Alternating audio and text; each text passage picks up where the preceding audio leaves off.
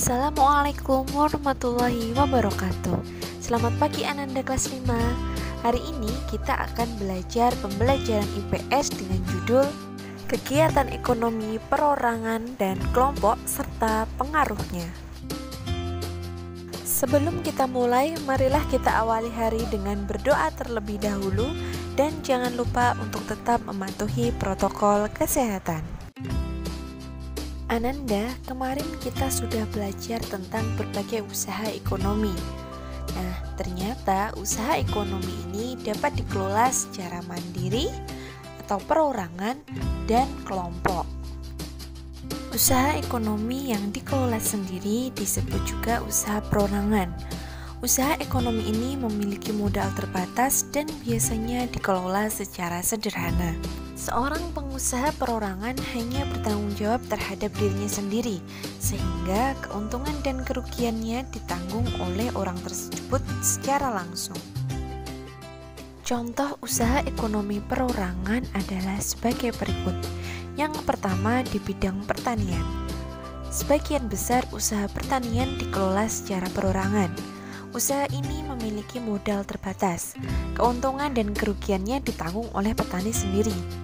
Lahan yang digarap petani biasanya juga terbatas. Namun, ada juga usaha pertanian yang dilakukan secara besar-besaran. Yang kedua, perdagangan. Usaha perdagangan secara perorangan biasanya berskala kecil dan sedang. Contohnya, pedagang asongan, pedagang keliling, pedagang kaki lima, pedagang di pasar, warung, dan toko kelontong. Yang ketiga, jasa. Secara umum, banyak usaha jasa yang dikelola secara perorangan. Contohnya, usaha fotokopi, bengkel, potong rambut, dan penjualan pulsa.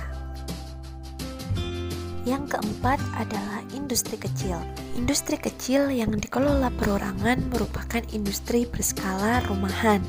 Contohnya, usaha kerajinan tangan berupa pembuatan keramik, souvenir, tembikar, anyaman, dan mebel. Usaha ekonomi yang dikelola kelompok. Usaha ekonomi ini dikelola secara bersama, baik modal, pengelolaan, maupun keuntungan. Bentuk usaha ekonomi bersama adalah sebagai berikut. Contoh usaha ekonomi kelompok sebagai berikut. Yang pertama adalah firma. Firma adalah usaha ekonomi bersama yang didirikan oleh sekurangnya dua sekutu. Setiap anggota firma memiliki hak untuk bertindak atas nama firma. Usaha berbentuk firma biasanya bergerak di bidang layanan konsultasi hukum dan keuangan. Resiko usaha kerugian ditanggung oleh bersama. Yang kedua, persekutuan komanditer atau CV. Persekutuan komanditer CV didirikan oleh sekurangnya dua orang yang menyetorkan modal pada CV. Nah, pada CV terdapat dua jenis sekutu yang bernama sekutu aktif dan sekutu pasif. Sekutu aktif berperan sebagai investor dan pengelola CV, sedangkan sekutu pasif berperan sebagai investor tanpa terlibat dalam pengelolaan CV. Usaha yang berbentuk CV dapat dikembangkan dari firma. Yang ketiga, perseroan terbatas atau PT.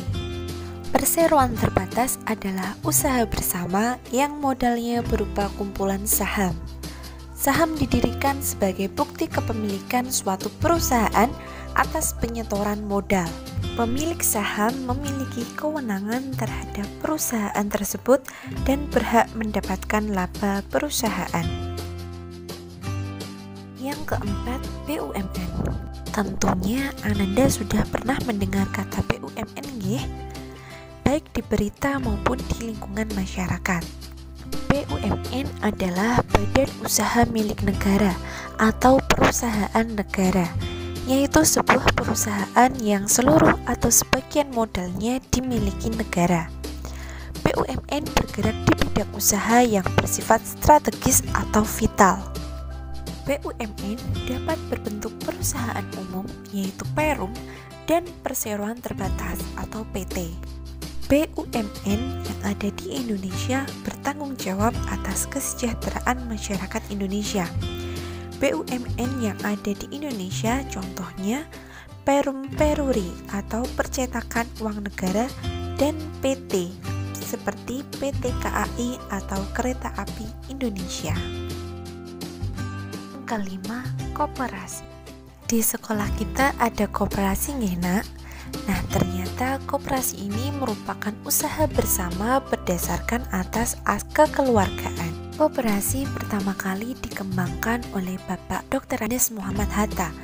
Atas perannya tersebut, beliau dijuluki Bapak Koperasi Indonesia. Di dalam koperasi, semua anggota wajib membayar simpanan pokok, yaitu simpanan yang hanya dibayar satu kali, dan simpanan wajib, yaitu simpanan yang dilakukan setiap bulannya. Ada berbagai bentuk koperasi yang ada di Indonesia. Yang pertama, koperasi konsumsi, yaitu usaha bersama yang menyediakan berbagai barang konsumsi untuk memenuhi kebutuhan sehari-hari. Yang kedua, koperasi simpan pinjam, yaitu usaha bersama yang menyediakan layanan simpan dan pinjam. Yang dimaksudkan adalah tentang uang nggih, jadi sistem simpan pinjam uang. Yang ketiga, koperasi produksi, yaitu usaha bersama yang menyediakan bahan baku produksi dan menyalurkan hasil produksi anggotanya. Yang keempat, koperasi jasa, yaitu usaha bersama yang menyediakan layanan atau jasa bagi anggotanya. Contohnya koperasi angkutan. Yang kelima, koperasi serba usaha, yaitu usaha bersama mengelola berbagai jenis usaha. Pengaruh kegiatan ekonomi terhadap kesejahteraan masyarakat. Kegiatan ekonomi terbagi menjadi tiga, yaitu kegiatan produksi, distribusi, dan juga konsumsi. Produksi adalah kegiatan menghasilkan barang dalam rangka memenuhi kebutuhan hidup. Kegiatan produksi berpengaruh terhadap kesejahteraan pemilik sumber dan juga produsen. Bagi pemilik sumber daya ekonomi, adanya proses produksi memungkinkannya memperoleh balas jasa berupa sewa, bunga modal, ataupun gaji. Bagi produsen, adanya proses produksi menyebabkan produsen memperoleh keuntungan. Keuntungan inilah yang digunakan untuk menjaga kelangsungan usaha dan memenuhi kebutuhan hidup. Distribusi adalah kegiatan menyalurkan hasil produksi dari produsen ke konsumen. Kelancaran distribusi barang membutuhkan sarana transportasi dan akses yang memadai. Tujuannya agar hasil produksi dapat segera sampai ke konsumen dengan cepat dan tepat. Untuk menyalurkan barang ini terutama menggunakan usaha yang berupa jasa nggih. Konsumsi diartikan kegiatan menghabiskan atau mengurangi nilai guna barang dan jasa untuk memenuhi kebutuhan hidup. Dengan mengkonsumsi barang atau jasa, masyarakat berusaha memperoleh kepuasan optimal. Ini dilakukan untuk mencapai taraf hidup sejahtera. Sekarang ayo berlatih. File penugasan akan kami kirim setelah link video. Terima kasih, semangat dan selamat belajar.